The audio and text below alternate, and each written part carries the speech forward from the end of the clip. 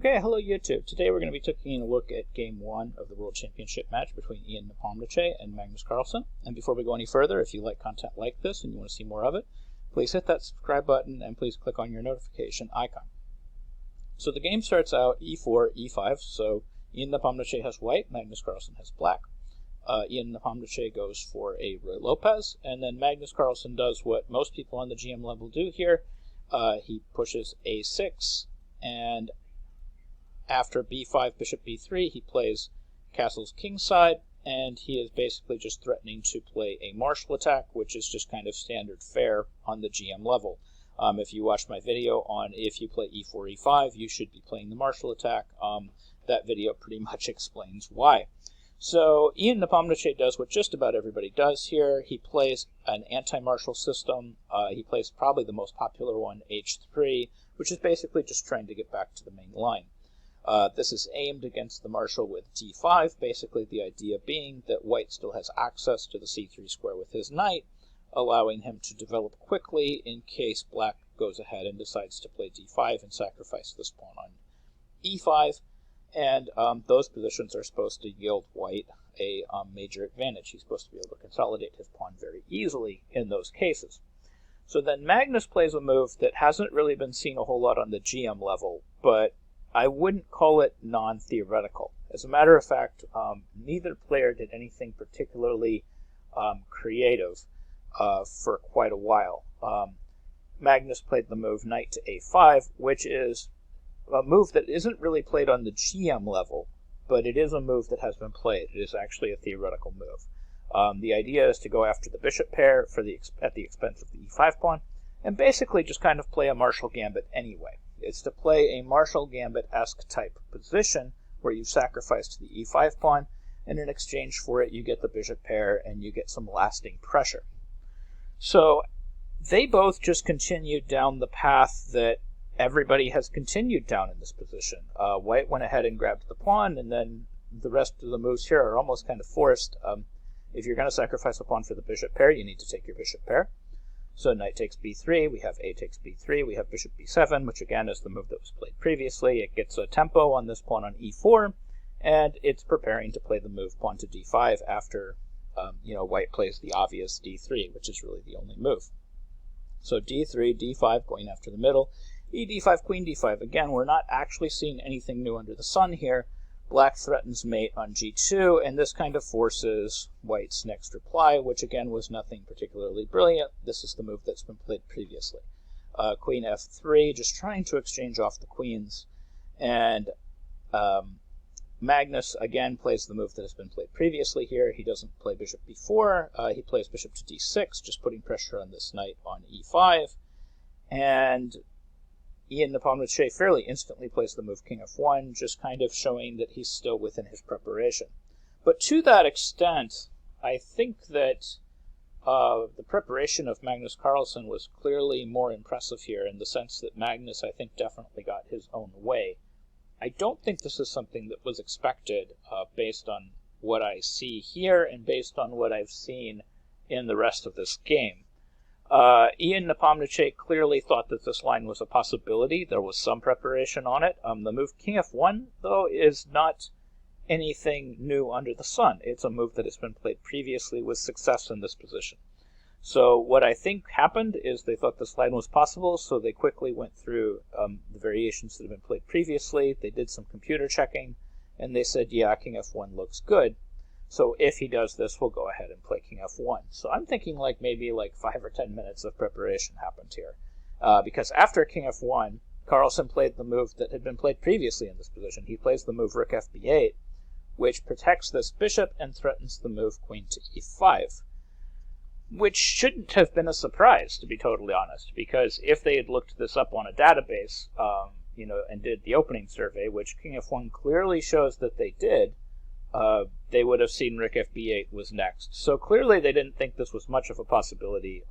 Ian probably saw the move king f1 and said, I can take it from here, I can figure it out. And at this point he had to. And he started trying to figure things out, but this is actually not an easy position for white to consolidate, even though white has had success in the previous games that this was played. those games weren't played at the highest level, so the people playing the black pieces weren't playing with the highest level of technical skill. So this is something that Magnus Carlsen's very good at.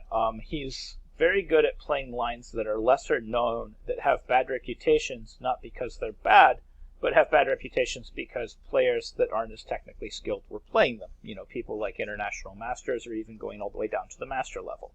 He's willing to play these lesser seen, lesser thought of ideas that he believes the positions themselves are fundamentally sound, and then when he finally does get to those positions, he's going to play them, of course, better than the 2400s that he's copying these things from. So he's going to play them better than the 2300s and the 2400s that came up with these ideas in the first place, simply because he's a better player, and he's going to play these positions much better.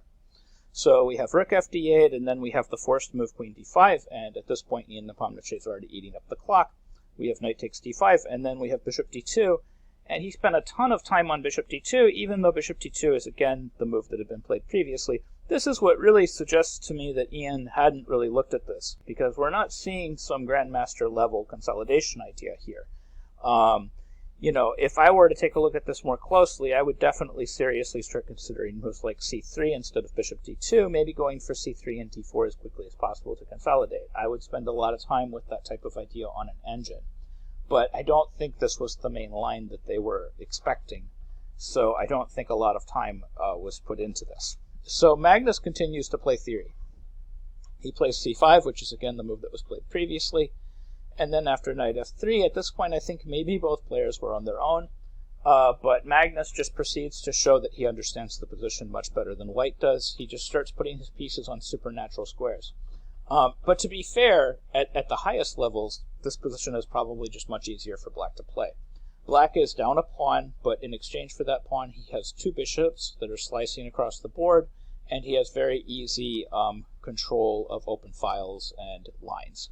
Whereas White has a very difficult time proving that he can advance these pawns to the center of the board in a reasonable way. So we have knight to c3, we have knight b4, hitting the pawn on c2, threatening a fork. And then after the move rook to e to c1, everything is very, very passive, and Magnus just plays a nice solid move. And as you can see, all of Magnus's pieces are doing a lot of cool stuff. Now, you might be noticing that bishop takes f3 is possible at some point to mess up these pawns, and that's true, but this is something that White doesn't want to be too hasty about, because if he plays bishop f3 at the wrong moment, he'll leave White the opportunity to consolidate very easily with moves like knight e4, c3, d4, etc., where these pawn weaknesses aren't really enough to do anything for Black, because they're very difficult to access. They're not the most accessible weaknesses. But this is kind of an ever-present idea, is at some point bishop f3 might be a thing. So White continues with knight e2, Black continues with knight c6, aiming at the d4 square, and then we have Nepomniachtchi play bishop e3, aiming at c5, and Magnus plays knight back to e7, just, again, trying to maneuver his knight to a place where he can find some sort of improvement, and just sort of pinpointing the fact that it's very difficult for White to make progress and unwind and basically get off these three ranks. So now Nepomniachtchi plays a move that really shows he doesn't quite understand what's going on. He plays the move bishop to f4, and the reason this shows he doesn't quite understand what's going on is because normally this would be a great consolidation idea. You would trade off the bishop pair, and that would help you. But in this case, since after all of the exchanges, it's very difficult for White to remaneuver his pieces to solid squares and consolidate his pawn structure, losing the bishop pair just wasn't such a big deal. So Magnus plays bishop takes f3, messes up the pawns, gf3, and then exchanges off that bishop, and then plays rook c6. And now again, he's got control of that, and now he's got access to f6 and h3, and he can hit these weaknesses. And also this knight intends to reroute to the d4 square via, say, knight f5, knight to d4. So then we have rook e1, we have knight f5 hitting that d4 square, and then we have c3 preventing knight d4. So basically, Nepomniachtchi is still just trying desperately to consolidate. If at this point Nepomniachtchi were to somehow figure out a way to play the move pawn to c3, exchange off this pawn, and then play the move pawn to d4, he would be completely consolidated and would actually have a huge advantage. But it's actually very difficult to do that. Now Magnus actually has a couple options in this position, but his move again demonstrates how much knowledge he actually has in the position. I think a lesser player here would play something like g5 and just try to harvest this pawn on d3 as quickly as possible, or at least put pressure on it. But let's say we play g5, knight h5. We can't harvest right away, of course, because of the back rank threat. So we would have to play something like knight g7, exchange knights, and then we would be putting pressure on d3, and this position is probably equal. Magnus plays the move knight h4, which I think starts to demonstrate that probably black has an advantage here. Probably the position isn't equal, it's probably just advantage black, and white is the one struggling to consolidate the position. So after the move knight h4, rook e3 gets played, which is a direct defense of the pawn, and then Magnus just continues to improve his position with king to f8, and then we have knight to g2, trying to trade off this super dangerous knight. We have the knight coming back to f5, hitting the rook. We have rook e5, then we have g6, and then we have knight to e1 to simply defend this pawn on d3, and as you can see, the position just continues to be passive, passive, passive. And so Magnus just starts remaneuvering his knight again. He plays knight g7. He's going to bring that knight to e6. He's going to control both d4 and f4. And then his plan, actually, after this, I thought was really clever, and it was a plan I didn't even see right away. So we have rook e4, f5 gaining a little bit of space, rook e3, knight e6. All of these moves are kind of expected moves to improve here for black.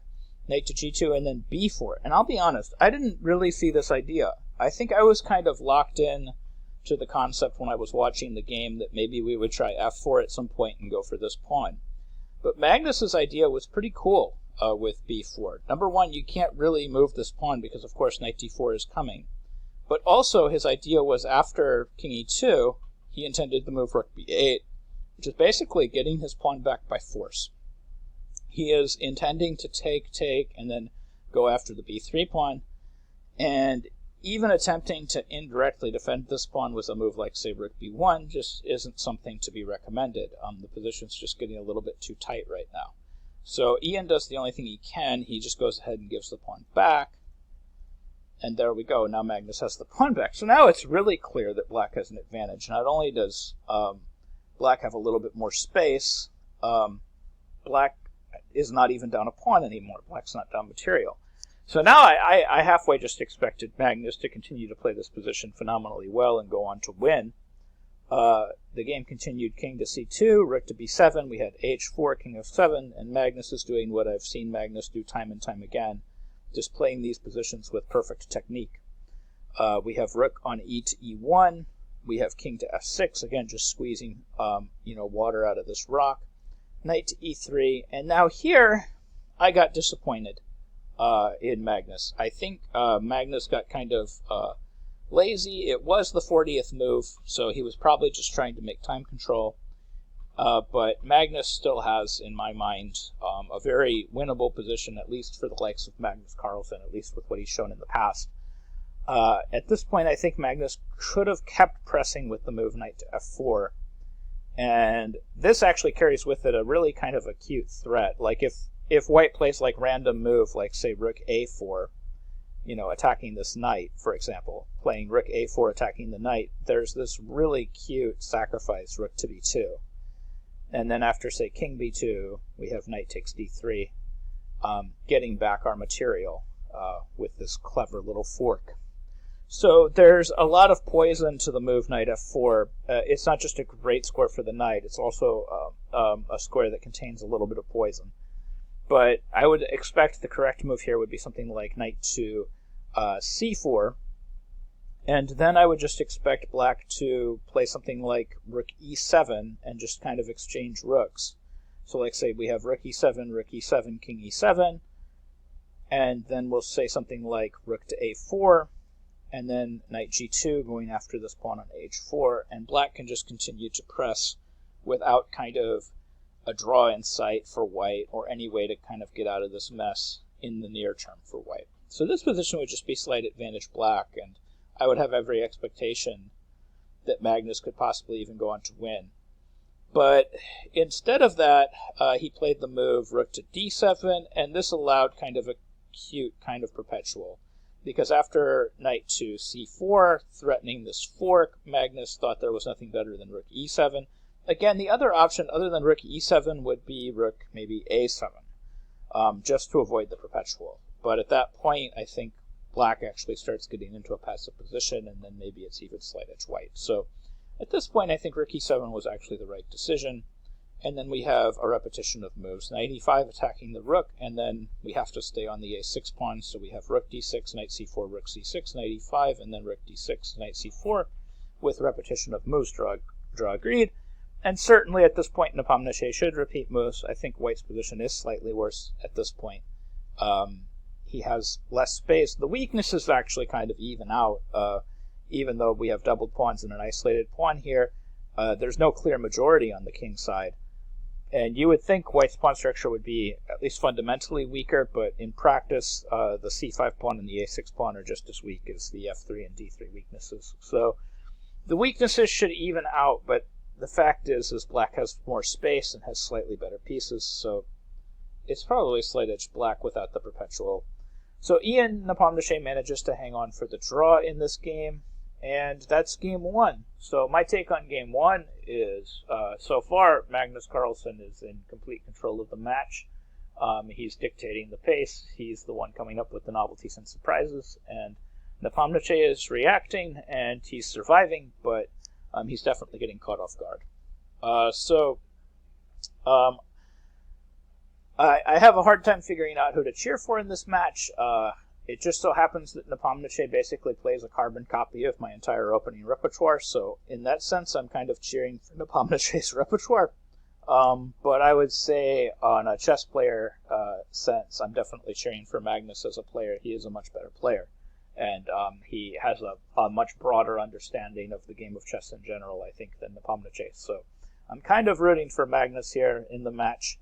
But I am certainly biased towards Nepomniachtchi's openings because he does play chess. Actually, even some of his more obscure lines that he plays seem to match my opening almost 100%. He seems to have copied my opening repertoire. And I say he copied me because I started playing it before he did. So, so there you go. Okay, so anyways, I hope you found this video helpful. I hope you learned something new about chess, and I'll try to continue coverage on this match as it continues. So this is kind of my take on game one. Magnus Carlsen so far in complete control, and not managing to earn the win in game one, but gets a draw pretty easily with black using a fairly obscure idea on the black side of the Ruy Lopez. Thank you very much for watching.